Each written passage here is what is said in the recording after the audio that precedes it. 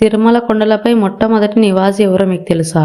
1000 సంవత్సరాల క్రితమే ప్రతిరోజు 8 కిలోమీటర్ల దూరం నడిచి పాప వినాశనం అనే ప్రదేశం నుంచి స్వామివారి అభిషేకం కోసం పవిత్ర జలాలు తెచ్చేవాడు తిరుమల నంబి. ఒక రోజు స్వామివారి నీళ్లు తీసుకొని వెళ్తుండగా ఒక వేటగాడు వచ్చి దాహం వేస్తుందని నీళ్లు ఇవ్వమని అడుగుతాడు. ఈ నీళ్లు స్వామివారి అభిషేకానికి తీసుకెళ్తున్నానని అంటూ ఇవ్వకుండా వెళ్తుంటాడు నంబి. కానీ ఆ వేటగాడు నంబి వెనక వెళ్లి తన బాణంతో నీటి కుండకి కన్నం పెట్టి అక్కడ నుంచి వచ్చిన నీళ్లను తాగుతాడు. తిరుమల గుడికి చేరుకునేసరికి కుండలో నీళ్లు ఖాళీ అవడంతో నంబి బాధపడుతూ ఉంటాడు. అప్పుడు ఆ వేటగాడు కొండపైకి ఒక బాణం ఎగరవేసి అద్భుతంగా ఒక జలపాతాన్ని సృష్టించి ఇప్పటి నుంచి స్వామివారి అభిషేకానికి నీళ్లను ఈ జలపాతం నుంచి తెచ్చుకోవాలని చెప్పి ఒకసారిగా మాయమైపోతాడు. ఆ వేటగాడు స్వయంగా శ్రీ వెంకటేశ్వర స్వామియే. అప్పుడు ఏర్పడిన ఆకాశగంగా జలపాతం నుంచే స్వామివారి అభిషేకానికి పవిత్ర జలాలు ఇక్కడి నుండే తీసుకువస్తారు. ఈ సంఘటన తర్వాత తిరుమల నంబి గుడి పక్కనే ఒక చిన్న ఇల్లు కట్టుకొని తిరుమల కొండపై నివాసం ఏర్పరచుకోవడం వలన మొట్టమొదటి తిరుమల నివాసి అయ్యాడు. ఇలాంటి మరిన్ని తిరుమల విశేషాల గురించి తెలుసుకోవాలంటే ఓం నమో వెంకటేశాయ అని కామెంట్ చేసి మా ఛానల్ సబ్స్క్రైబ్ చేసుకోండి.